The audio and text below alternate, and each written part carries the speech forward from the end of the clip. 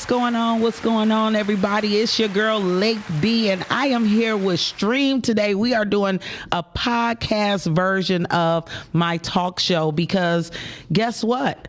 That's what I was told to do today. So I'm going to do whatever the boss tells me to before I lose my job. And we know here on Stream, it is our job to celebrate those who are doing the work, those who are streaming, those entertainment bodies in Detroit that are on Tubi movies, that sing, that's comedians, that's just a hell of a TikTok presenter. We want to make sure that we spend our time giving those people flowers and letting our audience know the work that they're doing. So today I am honored to have this young man here with me, but I have been chasing him for like months and stuff. Like I know his woman, if he has one, is like, why is this old lady texting you and stuff like, you gonna come over? You gonna come over? Like, so with further ado, I would like to introduce to you guys to the amazing Bryan Carstarphen. Did I say it right? What's going on? What's going on? I'm happy to be here. I am happy to have you. So,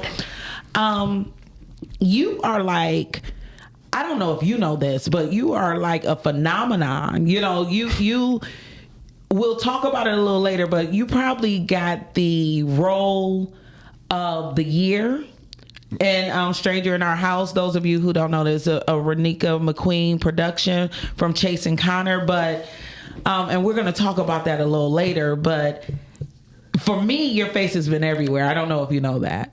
Oh yeah, I've been. It's been crazy. I've been seeing it all over social media, even on TV. So like, I'm just blessed. Yeah, I'm happy. Yeah, you got bitches scared out here, but it's okay. We'll talk about that later. I'm like, you so cute. Like, I really didn't know if I wanted to fuck with you. Right? Like, he's so adorable in person. Not so much on TV, but right now, we're gonna start off by letting our audience know a little bit about you. So, can you tell me about your background, starting with your school side of town? Well, I was born and raised on the west side of Detroit, Jordan Evergreen area. I graduated from high school at Thurston High School. Where's that? That's in Redford, off 96 and Telegraph. Okay. So, yeah. So I spent, majority of my life over there on the west side and, in Redford. And So, when you were in high school, did you do any acting or anything? Any productions? That's where it started. Really? That's where it started, yeah. So it was my sophomore year in high school. When you like 16, 15, you kind of going through a phase and getting into trouble and stuff like that. So I had like regular theater class as just like an elective. Okay. And, you got just taking the class to pass it. But in the midst of doing that, like my drama teacher seen like, that I actually had something. Talent. Yeah. So we were doing like, I think it was like one day in class we was doing, we had to do like a little project where we had to act out a little scene or a skit. And after class, she was just like, yo, like, you really got something there. I think you should come try out for the Fall One Acts. It was a little play that was getting ready to happen or whatever. And I'm looking at her like, I don't do this. This just like, I'm just trying to pass the class type thing. But so I ended up coming after school or whatever, audition, and then I ended up getting the part, and it just kind of went from there. I mean, I think that's crazy because a lot of times people don't realize, and I say this all the time on the show, how much effort that our actors and actresses in the city of Detroit has put in prior to this Tubi or independent film phenomenon that Detroit has been blessed with at this time. And to hear that you started in high school, I think is extremely dope because that means that you study your talent. So from what kind of part was it for you? So did you take the part in high school? Yeah, I did. So we did, for this one, it was like a little comedy show. I played like this little game show host. And like I don't know, like my stage presence, I realized I had a stage presence. Like, okay, like, dang, like the crowd really resonated with me. I was able to get people to laugh and, and I was just like, dang, like this kind of dope. I like this. And then after that, we had like a spring play, which was Peter Pan. And I ended up being in that one. And so what part did you play in Peter Pan? I played slightly. I was the leader of the Lost Boys. And it was crazy because I was a lot smaller than, like now. Like I was like 4'11". So like, yeah. Wait a minute, your sophomore year? Yeah. I didn't really start to shoot up to like my junior year. But yeah, so I was a small fry. So like, it worked. You know. Really?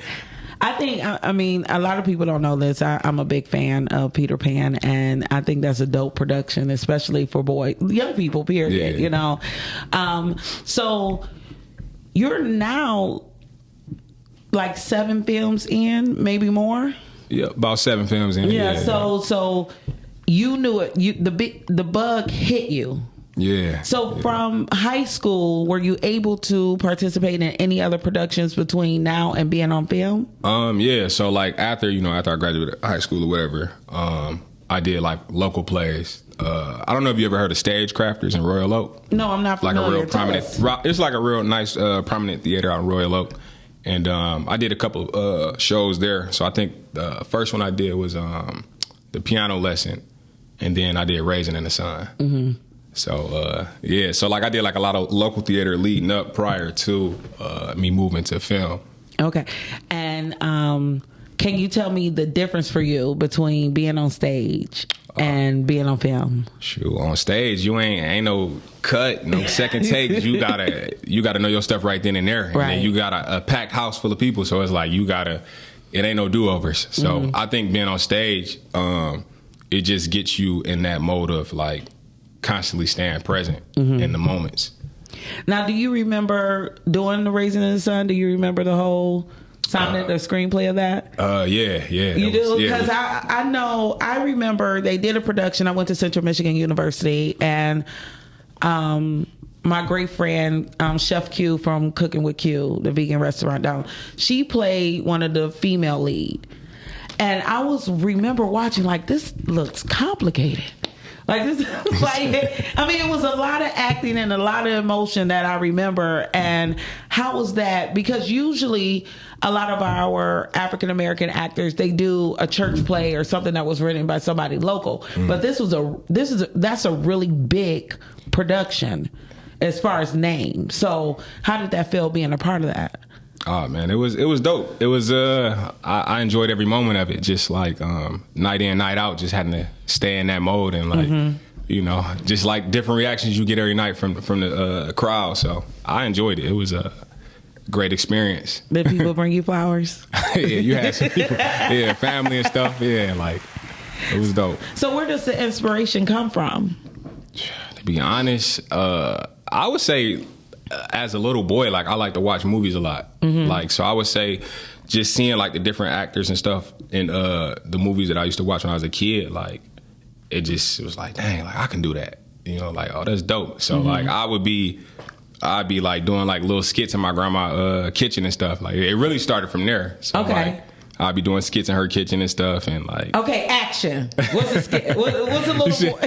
Give me a little Bryan skit. I think I ain't got no skits for you today, but like this ain't improv. No. So we on the clock for that, now. Right? But no, So like it started with that, like me doing little skits and stuff in her living room and kitchen and stuff. What would be an actor that you would model yourself after, or somebody that you looked up to that you were watching on the big screen? I would have to say Chadwick Boseman. Really? Yeah, he was very composed. He just had like this thing about him that like was just impactful every time he stepped on the scene. So I always liked him a lot. Would you go out to be the next Black Panther? Could you step in those shoes? Somebody said that. That's crazy. My sister, I think one of her friends, I said, like, yeah, I can see your brother doing Black Panther or something like that. And it wasn't the first time I heard that. So you know the crazy part about it is, and I mentioned off camera that I'm a Marvel fan, but they are pushing for Damian Idris to maybe step into that role from Snowfall, and a lot of fans. But I'm looking at you because it's not a lot of great African American actors of you guys' age range. And I'm like, he probably could do definitely another Killmonger. No kill intended. No. But I can definitely see you on the big screen. Like, so how do you plan to get there? I mean, I got my game plan. Like I said, this is really, I view this as like just a stepping stone to where I'm actually trying to go. And that's no shade to anybody or anything. Not at all.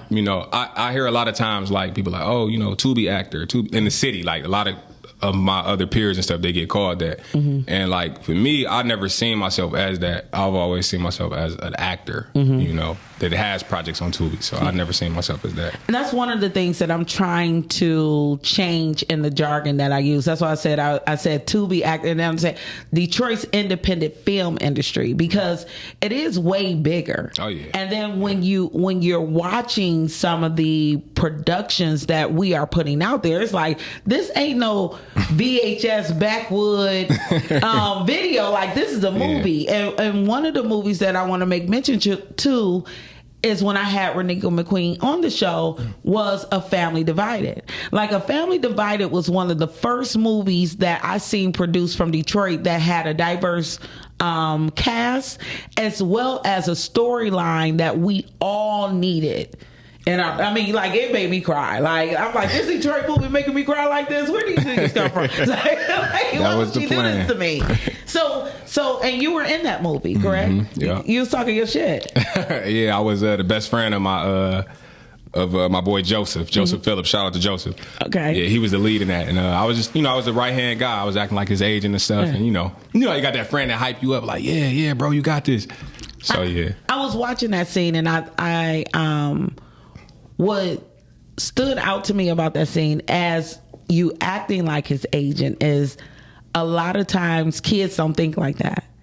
And I was like, the way it was written in that movie, because he was the athlete. And you like, but I'm gonna make sure we make the money. And you had a plan. I was like, I wonder, was that this character's dream? Like, more so than just talking mess, like, was it, because you have to know your background. Yeah, in a way, he was living through his boy. Right. So yeah, I would definitely say that was his plan, his dream, for sure. So what was your first movie? So my very first movie that I did, I was an extra in it. They call it background talent. Background talent. Yeah. So it was a movie called Asbury Park. Okay. Shout out to Ken Williams. He gave me my first time on screen. So I had like a little small role. Played a police officer in there, and so after that, it went to what was my next role? Made for This. So that was 2020 when Asbury Park, I want to say, came out. And then the following year, 2021, is really got rolling for me. So you did Made for This before you did A Family Divided? Mm-hmm. Okay. Yeah, so Made for This, we shot that in the summer of 2021. Okay. So before we get into the movies, I'm going to be a little nosy, right? Okay, so everybody, they got to see the dimples, right? Like, how adorable. God. No, you got good teeth. You're looking good. I appreciate that. I did watch Made for This, so I ain't gonna ask you to take your shirt off. But I already, if you want to see it, if you can go on Tubi and watch Made for This, and you can see what I'm talking about. What is your personal life like? My personal life is very family oriented. I like to chill a lot. It's crazy. Like, I love to be around my loved ones, spend time with family, and just kind of just chill out. I'm real simple, a real simple guy. Like, I don't, Are you married? Nah, I ain't married, but I'm in a relationship. Okay. Shout out to my lady Jazz. Okay. But yeah, so like, if I'm not acting, I'm spending time with family or traveling or just enjoying regular life. So and that's the best part. I think that's one of the amazing things about Detroiters. You know what I mean? We're gonna keep that grit. We're gonna keep our humble nature, because that's what the air gives us. Yeah. And people don't know this too often. A lot of Detroit people love their families. Like, we just wanna do our work. We don't want to be bothered. We don't want no smoke. Like, I'm just doing my job, and then let me go home and relax and be with those who love me. And if you're one of those people, good. So do you have children? No kids. Okay, congratulations. I'm so happy for you. Like, don't fuck around. Not yet. No, I mean, like, there's ways to do it, but kids run the world, trust me. Most definitely. So I got God kids, bro. And pouring to them. Oh yeah. You know, I think it's an amazing thing. So they're able to see you do the work without the stress, and then you can line things out when you take certain steps. Yeah. So we talked about a family divided, and then you just brought up Made for This. I really enjoyed that movie. That's what's up. I'm glad to hear that. I'm glad to hear that because it was different when we dropped. Like, it was a lot of the projects that was coming out around the city was like, you know, different. Like they thugged were out. Yeah, they were thugged out. Yeah, and that's like I said, no shade to nobody, but like that's what some of the people like though. But I think for me, I've always tried to like do projects that like were different and stood out. So like every role that I did, like I always wanted it to be different from the previous one I played. Now I'm going to admit to something, and we're gonna go back. I seen Stranger in Our House first, so it was kind of hard for me to look at X a certain way. Like I wanted to give X sympathy, but I just thought he was gonna stab somebody, so I wasn't sure. He had anger issues. Man. But watching that movie, first you played a boxer, and the background of this was that you have been boxing all your life, right, as a kid, but not really competing, right? What type of preparation did you do? And not trying to be funny, but did you have to work on your body and things? Yeah, it was I had a real small window to do it. I'm gonna be honest with you. I want to say I had just got back from Vegas, celebrating my 25th at the time, and my trainer, I was in the gym like. That very next day, I got off the plane. We was in the gym, and I was. So you kind of went through a boxing training. Yeah. I had, like I said, it was a small window, so I really didn't have a lot of time to, get it all the way down. But we was able to pull it off. So like, I was gonna say because I mean, without even saying that, you would have known. Yeah. No, you wouldn't have. What about the techniques of boxing? Is that your background, or is that something you also had to learn? That's something I had to learn. So we was at Superbad Gym, Tony Harrison's gym. And, okay. I think I had like a day where I got to work with him a little bit, like far as like throwing combinations, jabs, and like learning how to stand and all that. So then after that, from there, I just like my co-star, me and him was just in the gym.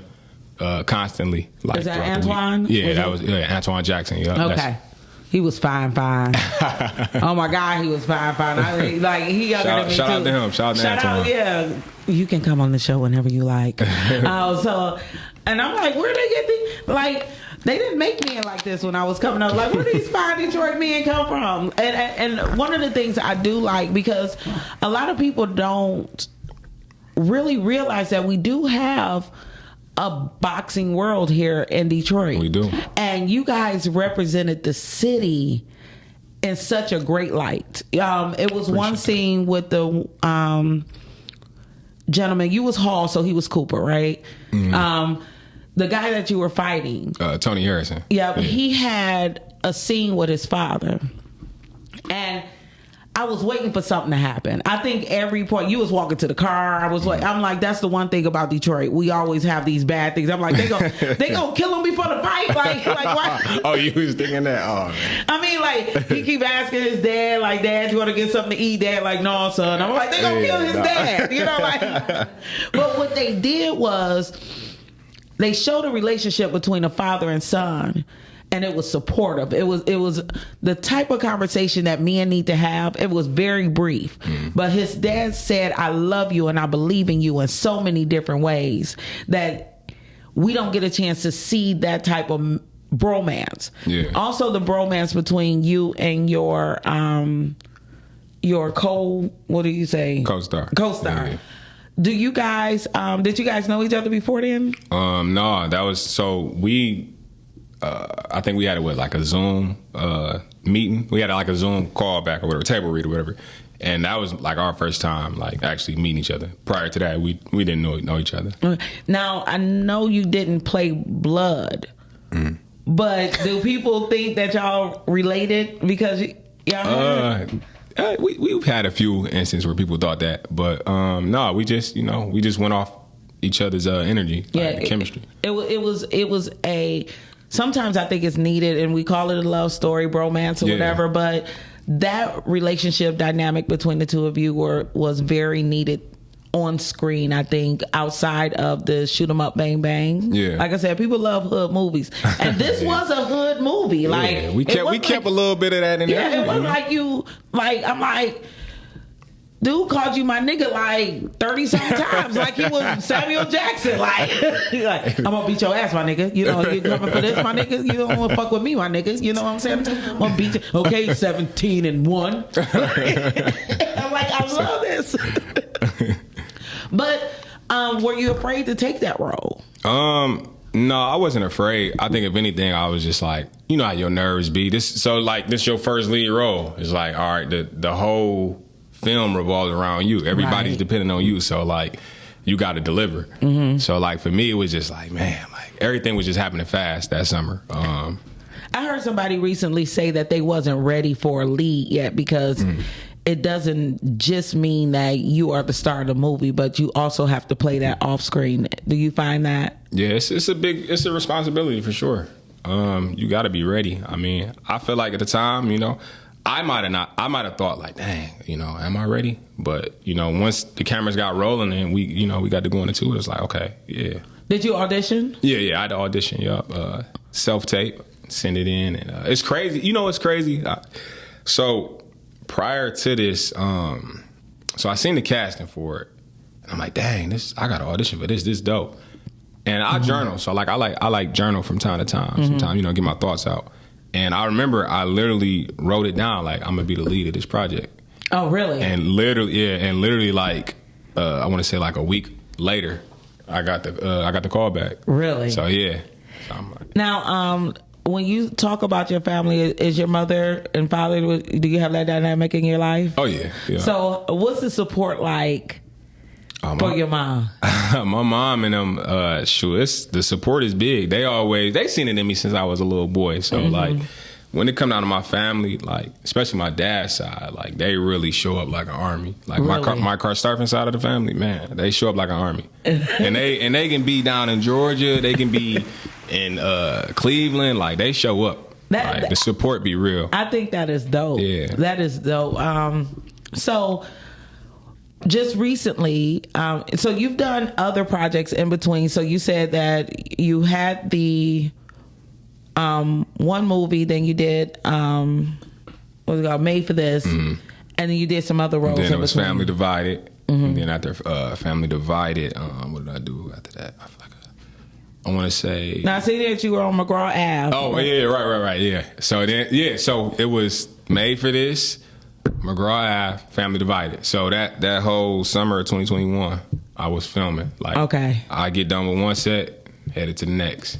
Now, what did that do for you in your personal life, or do you work and everything? Yeah. So that seemed like a lot of juggling. I mean, honestly, that around that time, I was just like strictly doing that.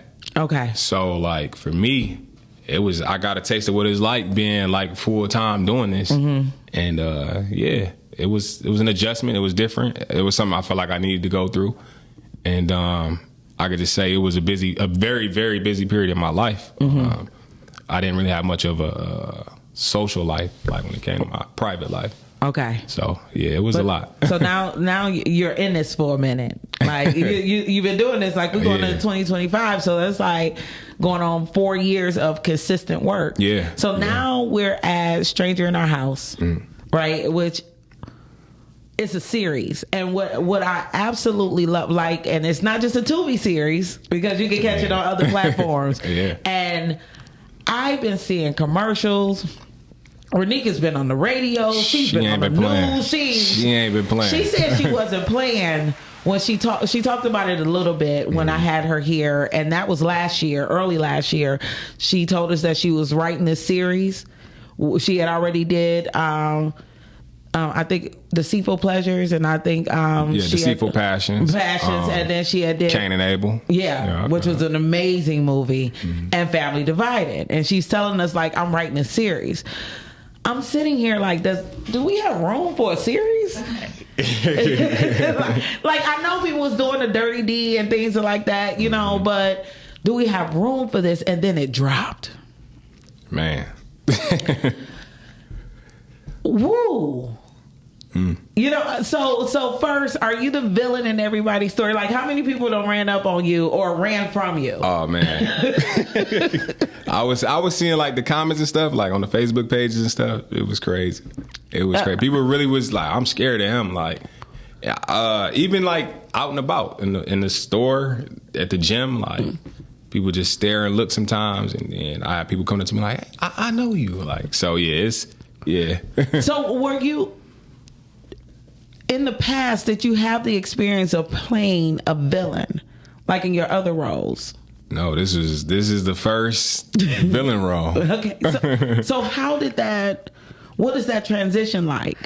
It was different. I will say, like, Renika. You know, one thing working with Renika, she's gonna put you to the test. Okay. So, like, when it all came about, she was like, "Yeah, nephew, I want you to come audition." Like. And I was like, man, I don't know. Like, this ain't really my speed. But I went ahead and did it anyway. And I don't know. Like, I was just up for the challenge. I knew, like, okay, looking at the previous roles I've done, I'm like, okay, you know, I've done the athlete. I've done the best friend, the nice guy, you know, the clean cut role. So I'm like, all right, let's see if I can do, you know, something different. So. And you did it well. I appreciate that. I mean, did you appreciate it? So yeah, no, I really had to go in, but yeah, no, it was it was a real preparation. I went into it. I just was pulling from different places. Now, are you afraid of being typecast after this? Nah, I don't fear typecast. I don't think that's a thing with me. Like not on like no arrogance stuff or nothing like that. I mean, but no, I never because when you look at the stuff I've done, the roles I've done, they're all different. Like none of them is the same. Now, one of the things that I don't care about arrogance because it does take a certain amount of mind frame or mindset to get on camera and know you're going to do a good job. Yeah. And that is the expectations of anybody who's producing, directing, or writing things. When they choose you to come into this part, you need to kill it. Yeah. And you have to be arrogant enough to know that you can do it because, like, you look so much nicer in person.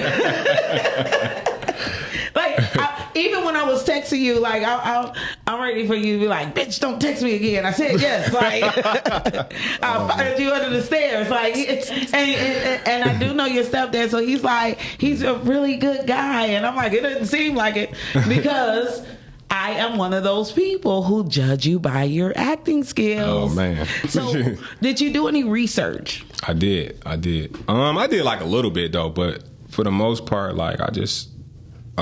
so the Dahmer, Jeffrey Dahmer series, I just kind of like looked at a little bit of that and like just like studied like different like scenes of him and, you know, body language and all that and stuff like that.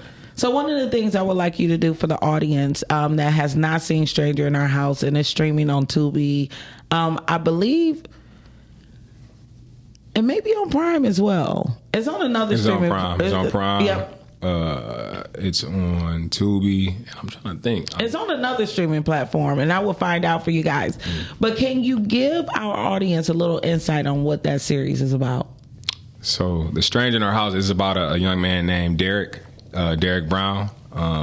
He come from a good, loving family. But, you know, he just got some ways about him. It's just like, oh. And it's like it's really like his family, they don't see him as that. They didn't see him as that.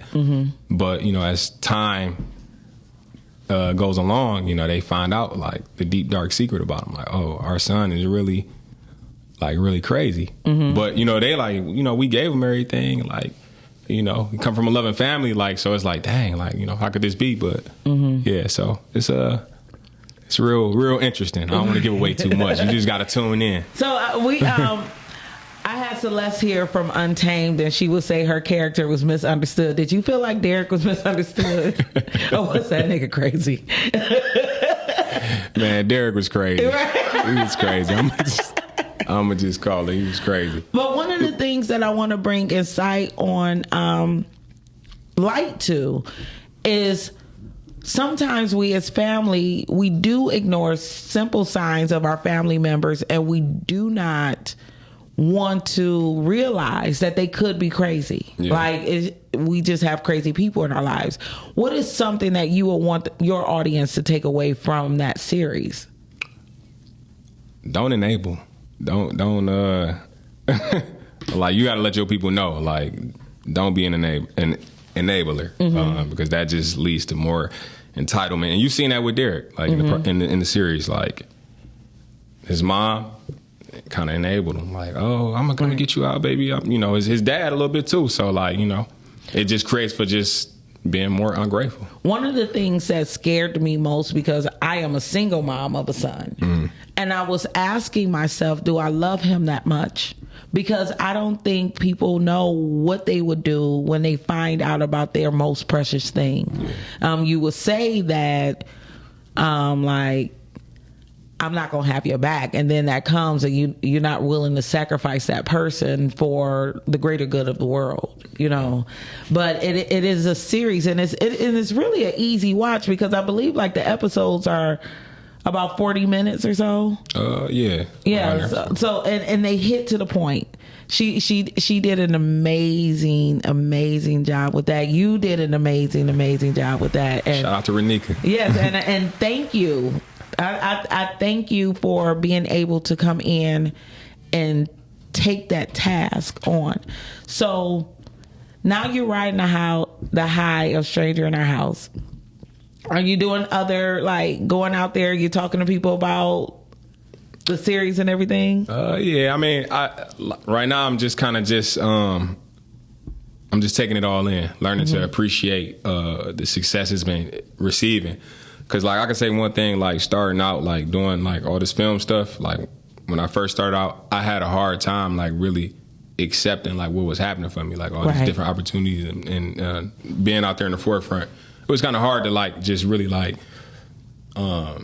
just live in that moment and appreciate those things. So now I'm just, I'm just letting it just ride out. But, yeah, it's gaining traction everywhere, so. It's definitely gaining traction. I don't really, like, because I don't really be like, hey, I'm an actor, I do this and that. Like, it kind of just, people kind of just find out about it, and then it just go from there. Oh, you act, bro? Like, it's kind of crazy, because I'll be talking to people and I may say my show and this, that, and the other, but I'll be like, my show, I don't say stream, I don't say it's on podcast. And they be like, so wait a minute, you have a show? Like, yeah, I mean, like, yeah. Like, you didn't leave with that? And it's like, well, sometimes I don't know how people are going to take it if I'm like, hey, I'm a podcast host. That's my own show. They be like, oh, go on, sit down somewhere. No one cares. We didn't watch. So what can I expect to see? Because I'm a fan. And with them teeth, how can I not be? Look at them dimples. I mean, I just want to see you on TV. I mean, you can expect a lot more. Like, there will be a season 2. I can tell you that. I heard. And yeah, I got like another project coming out. It's called King Boulevard. Shout out to Earl Hardy. That's another different role. So, is that going to be a series or? It's a movie. It's a movie. Yep. So it talks about like gentrification. A young man trying to stop that from happening in his neighborhood, and it's I think it's coming out at the right time. Like, especially when you think about what's going on around our city, City of Detroit. I don't think a lot of people really paying attention. Like, what's happening in these neighborhoods. And I live at 6 miles 75, and it's a white woman running down the street. I'm like, they gonna take my house. Yeah, I don't think people really realize that. Like, these properties and stuff, like, they coming in and taking that. Investors and all that. So it's coming out at the right time, and I think that's gonna be a good project. So. Okay, and I'm so like I said, you got a fan in me. So I appreciate that. That means a lot. Please know that if it's just one view, it's me and all your daddy side and everybody from down south. And I really be all over though, but they stand out the most. No, I ain't gonna lie. Like I said them because they be coming hard. But like, I get love from people, I went to school with, and just people that I, as you should, met around. So the love, it be genuine. I can say I got real genuine supporters. It ain't, no weird or fake stuff. And then, if it's those type of people, we just weed them out. Yeah. But yeah. So do you have a particular role? Because do you have a particular role that you would want to play? Particular role, not really. Like, right now it's just kind of like, you know, whatever comes and whatever I feel like resonates within. Mm-hmm. So no, it's not really a particular role. Now, you know, I take that back. An action role. I do want to do like some stunt choreography, like really, definitely something like that. I say that, and like firearms, like a role like that, something like that. So like spy or something like that. A sexy spy. I said a sexy spy. Yeah, we want to see you in pants. As you guys know, he didn't come with any pants on. Look, today. we headed to the gym right after this. So, yeah, hey. and that is kind of crazy because you got to keep your body up, right? Oh yeah, I mean it's more than just, you know, on screen. You gotta, especially if you got like a shirtless scene or just in general, like you on set for hours, so you really need to. You really gotta have, like, take care of yourself. Yeah, I was talking to Yo is Mr. White, and he was like, man, you know, like, I seen myself, and then I'm like, okay. Because for me, it immediately becomes an addiction. Like, if I'm going to be up here on this big screen, like, how many feet is a movie screen? Like, you know, like, I got to. You never know when that time going to come where you got to be shirtless or, you know, or got an intimate scene, and you might have to show a little skin. So, yeah, you definitely want to. And you know what? I wanted to go back to Made for this. Another compliment that I wanted to give on that movie was you had a love interest in that movie, and she was trying to have sex with you. And I was like, are they gonna mess up? I'm like, he can't have sex, he can't do it. Like, he can't do it or he gonna lose the fight. Yeah. You know, I'm like, I'm so happy that they played that correctly to let people know, like, when your mind is focused, you know, you really got to go through the regimens and things. I do have a question though. What's up? What temperature was the water in the tub supposed to be? Like, what? Like, when he was weighing in, what is that about? It's supposed to be cold. That's like a what is that? Ice bath you do. So that kind of like just it relieves the tension. Like it helps your body recharge. Okay. So yeah, and actually that's like I might be saying the wrong stuff, but I think that was to drop weight too. Okay. So yeah, I'm like, man. Yeah. Matter of fact, yeah. My bad. The water might have been. Was it hot? I don't know. It was like 3 years ago, but right. I think that scene I was dropping weight. So yeah. Okay, so it probably was a hot. It looked excruciating, and I'm like, you did that well too. You fell out the tub, about to pass out. I'm like, do people really do this to box? And they boxers. They go through. They really go through it. Like, as far as camp and all that stuff. Like, I think, and I want to say after that movie, I really had a real like newfound respect for boxers. Like, dog, they really go through it. Like. You put your body on the line, you dang near could die from it. So, wow. Yeah, I had a lot of respect for them after, like, just knowing what they go through. So, once again, you say you have an upcoming project called King Boulevard. King Boulevard. Is that a Detroit-based movie? Detroit-based. Yeah, it was shot here in Detroit. Director Earl Hardy. He lives in California right now, but he's a Detroit native, so yeah. Okay, cool. We don't mind. So, yeah. Shout out to Earl, my guy. You know, Earl. That's even better that, you know, people are like, I don't live home, but I want to make my movie here. You know, I think that's dope. That just expands the industry even more. Yeah. Outside of that project, would you want to do any producing or writing or? Yeah. That's definitely in the cards in the future. I think right now I'm enjoying the acting side of things, but I did say I wanted to get behind the scenes, like working on the set, like lighting, camera, and all that stuff. So yeah, really just soaking up as much as I can. Okay. But you know, of course, we know my first love is that, you know, in front of the camera. So right. Yeah. So I thank you for being here. I personally request that you stay in front of the camera for a little while longer. Appreciate it. And y'all gotta know, like, he's a baby, you know, he's a young thing, and I'm not into that. Like, you gotta have a little gray on your face. Oh, like, man. We ain't in a rush for that. No, and I don't want you to be, you know what I mean? Not at all.